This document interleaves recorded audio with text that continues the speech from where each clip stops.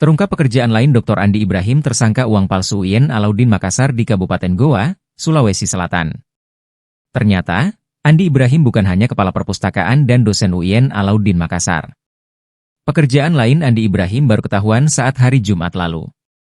Pengurus masjid di Kecamatan Palangga, Kabupaten Goa, mencari Andi Ibrahim pada Jumat, 13 Desember 2025.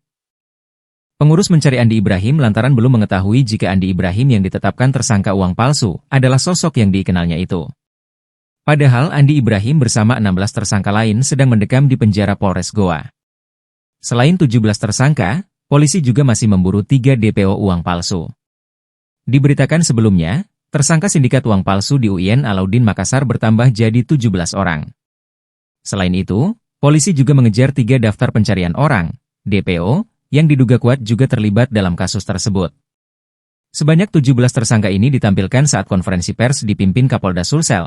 Kapolda Sulsel Irjen Pol Yudiawan Wibisono di Mapolres Goa Jalan Syamsuddin Tunru, Kecamatan Somba Opu, Goa, Sulawesi Selatan, Kamis, 19 Desember 2024.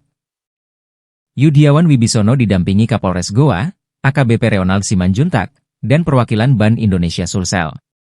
Jadi para tersangka ini perannya berbeda-beda, kata Irjen Pol Yudiawan.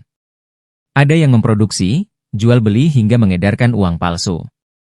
Profesi para tersangka uang palsu UIN Alauddin pun beda-beda, mulai dosen UIN, ASN, hingga pegawai bank. Pak Ibrahim. Ya, beceng. Yang mana Pak Ibrahim?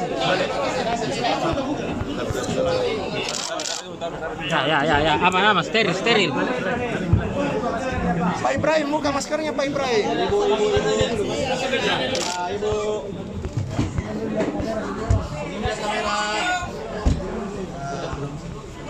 Buka maskernya Pak. Masker. Masker buka. Mantap Pak Ibrahim. Senyum Pak. 1, 2, 3. Halo.